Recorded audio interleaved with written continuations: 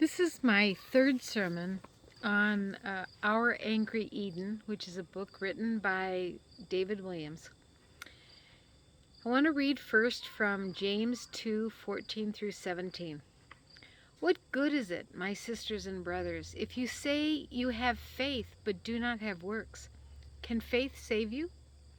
If a brother or sister is naked and lacks daily food, and one of you says to them, "Go in peace, keep warm, and eat your fill," and yet you do not supply their bodily needs, what is the good of that? So faith by itself, if it has no works, is dead. And from John 3:19, and this is the judgment, that the light has come into the world, and people loved darkness rather than light, because their deeds were evil. And briefly from 1 Thessalonians 5, which I read in the first sermon. Test everything, hold fast to what is good, abstain from every form of evil. I read a much longer passage in the first sermon, but just this one sentence. Test everything, hold fast to what is good, abstain from every form of evil. So you can see how the three passages are connected, and I'll put them in the email. The words of Jesus and Paul are tests of our faithfulness. Do we hold to our principles, or do we set them aside?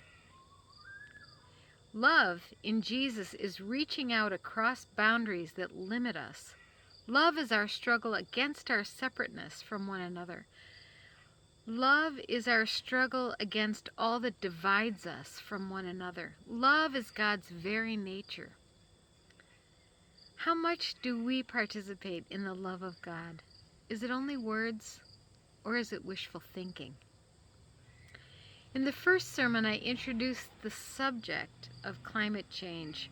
It has been observed and written about widely since 1983. And it's been written about by big oil, by the military, by banks, and by corporations that do not want to lose infrastructure and resources and money. They are not alarmist and they are not tree huggers. So I want you to know it's real. We as Christians have a call to care for the earth better than we have been doing in the past. It's likely that we need to consume less and consume differently in order to do less harm in the world. What if consuming less and consuming differently freed up resources to care for the poor better in our world? That would be a bonus. As it is, we have not been doing a very good job of caring for the earth, and we are leaving a horrible situation for our children, our grandchildren, and our great-grandchildren. Is that what we want? I think it's past time, but let's begin now. We can manage resources more effectively, more efficiently, and we can live more simply. We can use less fossil fuels. We can be less wasteful. Why haven't we done much Why haven't we done much yet? Because we're small. We're afraid. We're proud.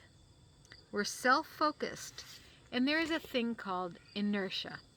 Inertia is that we continue at the speed and in the direction we're going unless some force acts on us to change things.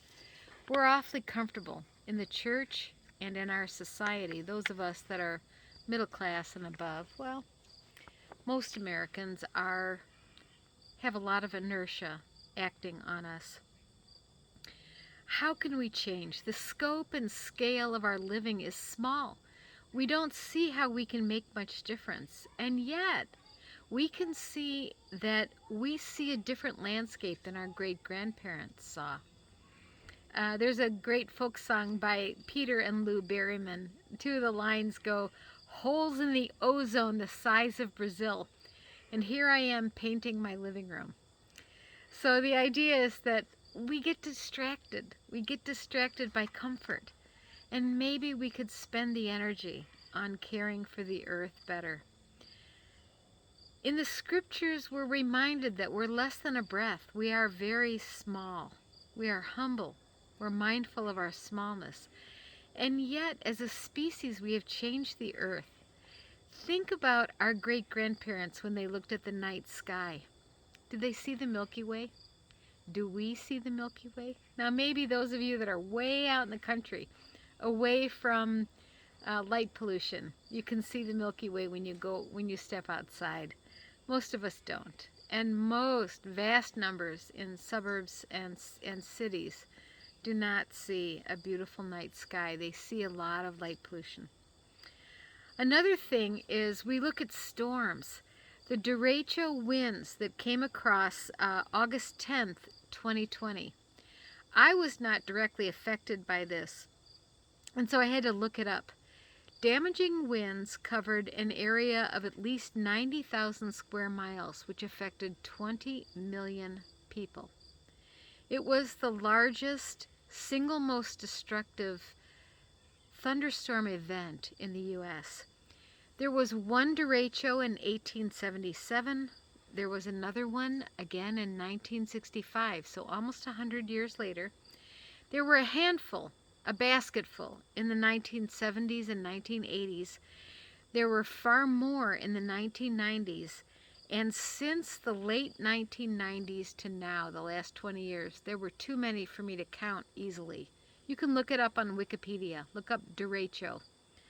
And it is eye-opening how much climate change has affected storms just in the U.S. These kinds of events happen and we return as quickly as possible to our normal life. We don't want to be disturbed by changes. We want to enjoy the comfort that we're used to.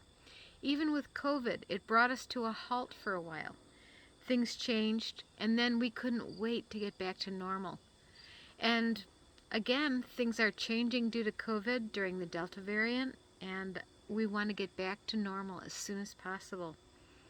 What we need is an ethic that takes into we need an ethic, a morality that encompasses individual actions and larger systemic actions. We've seen a growing concern with racism in our country. Do you know when that started? The awareness of racism right after World War II. In the 1950s, people started waking up to it, especially. It's large. It's systemic. Yes, we can make a difference in individual actions, but it has inertia behind it. I've had church members tell me that when they visit the South and they come back north, they say, you don't know what it's like down there in terms of racism. It's appalling. That's inertia. What about junk food in the U.S.? I know I raise it because I used to eat a lot of junk food, and I've changed. How can we systemically make different choices as individuals and the larger systems, the for-profit systems that push junk food on children? It's raised diabetes and obesity in children in ways that if our lifestyles were different in a larger sense, how we exercised, how we moved, people in cities that don't own cars, they tend to be healthier in a lot of ways than those of us that drive cars everywhere. How do we live systemically? Do you know that in Norway, 99% of the energy they use is from renewable resources? Illinois is trying to get to 25% of its use, and it probably won't reach that 25%. We need to change things. When you look at TED Talks, there are exciting ways that people are looking at architecture and energy use and how we live. We need to start thinking out of the box.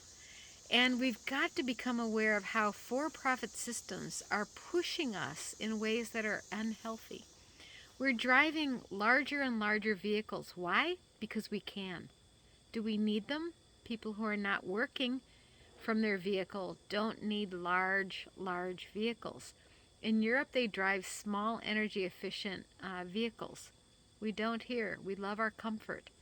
We love our comfort in the church. How can we care for the earth and love the earth more than we are now? We need to meet together and discern ways that this is happening.